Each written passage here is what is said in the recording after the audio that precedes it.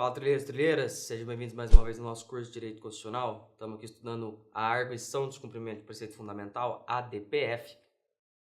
E agora nós vamos ver como é que a gente identifica a possibilidade de cabimento desse tipo de ação, desse tipo de peça, beleza? Então, dá uma olhadinha na minha tela aqui, vamos relembrar quais são os elementos principais que você vai ter que procurar no seu problema.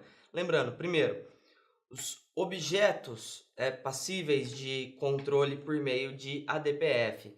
Ato normativo do poder público, que é algo mais abrangente, né, que cause que este ato que este ato do poder público, que pode ser lei, ato normativo ou não, pode ser até um decreto regulamentar, uma resolução, mas que esteja causando lesão a preceito fundamental. Pode ser objeto de ADPF. Ou ainda, algo que é mais restrito, lei ou ato normativo, nesse caso tem um conteúdo necessariamente normativo, mas que seja essa lei ou ato normativo a causa de uma controvérsia constitucional, tá? Que é a hipótese do artigo 1º, parágrafo único da Lei 9.882 de 99.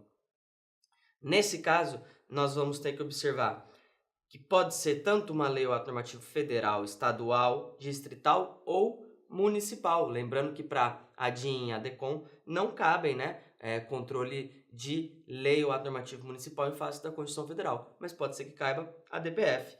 Além disso, pode ser anterior à Constituição, o que não é possível lá nos controles da ação direta de inconstitucionalidade ou ação declaratória de constitucionalidade.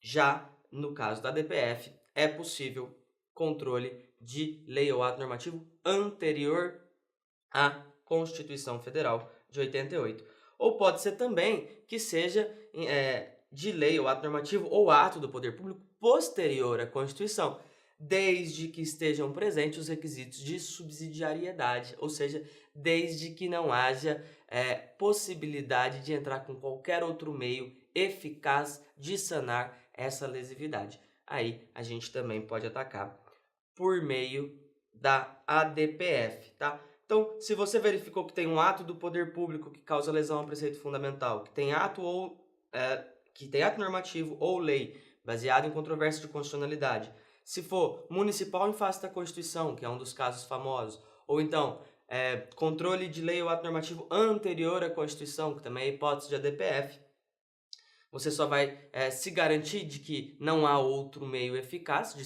sanar essa lesividade, ou seja, de que foi preenchido o requisito de subsidiariedade e que, por fim, você está diante de um legitimado para a propositura dessa ação. Quais são os legitimados? São aqueles mesmos da ADIM, né? Aquele rol do artigo 103 da Constituição Federal. Beleza? Então, feito isso, dá uma olhadinha na leitura dos problemas aqui, ó. Caso 1. No estado K, o pagamento de determinado benefício do Corpo de Bombeiros está vinculado ao valor de 1/4 do salário mínimo. Opa, vinculação do salário mínimo é proibido pela nossa Constituição, conforme determina a Lei 3.084, olha lá, a lei anterior à Constituição Federal. Acontece que a aplicação dessa lei vem gerando decisões controvertidas no âmbito judicial do estado K, decisões controvertidas.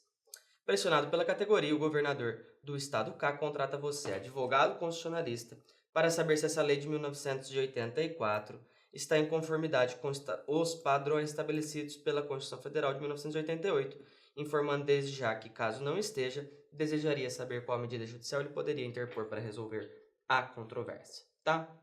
Então veja aqui, ó, a gente tem uma lei, tá? Dá uma olhadinha na tela aqui, ó, lei, que é o objeto, que dá causa a uma controvérsia de constitucionalidade, que é uma lei estadual, mas que é uma lei anterior à Constituição. Nesse caso, para resolver esse problema de modo concentrado e abstrato, como é que você faz? Você tem como entrar com uma DIN? Não, não pode, tá? Você tem que entrar com a DPF. Por quê? Porque é a única medida que resta para fazer esse tipo de controle concentrado e direto, né? Então, preenchido aqui os requisitos para você interpor uma ADPF. Caso 2, baseado numa ADPF real, né? Lá, 54, ó. A anencefalia é uma condição rara que acarreta o mau desenvolvimento do encéfalo no feto, fazendo com que bebês com essa condição tenham uma expectativa de vida muito curta. Anencefalia, expectativa de vida muito curta. Né? Assim, enquanto inúmeros julgados em todo o país têm permitido às gestantes de fetos anencéfalos o direito à interrupção da gravidez, então julgados em todo o país, outros tantos o têm negado, sob fundamento de que tal hipótese não estaria abarcada pelo Código Penal brasileiro. Tendo em vista a referida controvérsia, a Confederação Nacional dos Trabalhadores de Saúde, CNTS, pretende discutir a permissão da interrupção terapêutica pela ausência de possibilidade de vida extrauterina, aquela vida para além do útero, né, de quando a criança nasce. Assim, resolve procurar você, advogado, para tomar as medidas aptas a garantir a interrupção terapêutica da gravidez de anencéfalo para proteger a dignidade materna e autonomia de vontade para continuar ou não com a gestação. Beleza? Então, pessoal, mais uma vez, a gente tem aqui um ato, nós temos uma lei que está sendo contestada, né, que está gerando uma controvérsia constitucional. Então, existem casos que determinados juízes julgam de um jeito, outros tantos julgam de outro modo. E aí, uma Confederação Nacional dos Trabalhadores de Saúde, né, portanto, um dos legitimados do artigo 103, quer acabar com essa discussão e resolver essa controvérsia constitucional. E aí, dá uma olhada aqui nos requisitos, eles vão alegar que está tendo lesão a preceito fundamental. Então, é a hipótese do artigo 1º aqui e também parágrafo único, se for ver, né? Pega as duas hipóteses de uma lei que é federal, nós estamos falando, aliás, existe aqui a ausência de lei, então nós estamos diretamente atacando um preceito fundamental por conta da ausência de uma lei que foi o fundamento dos juízes, né? Não estaria abarcado pelo Código Penal brasileiro.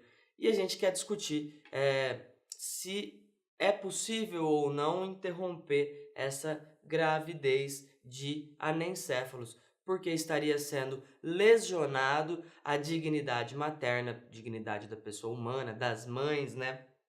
A sua autonomia de vontade, né? Os critérios de liberdade, de dignidade e até mesmo o que acarreta no psicológico dessa mãe estaria sendo desrespeitado diante da possibilidade de se negar que se interrompesse essa gravidez, a interrupção terapêutica dessa gravidez, porquanto a mãe teria que aguentar toda uma gravidez, sabendo que ao final ela perderia muito provavelmente a sua criança, porque quase não há possibilidade de vida nessas condições.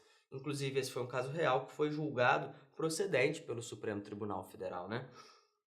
Possibilitando, então, que houvesse essa interrupção terapêutica com base na dignidade humana, né, da dignidade materna, na autonomia de vontade.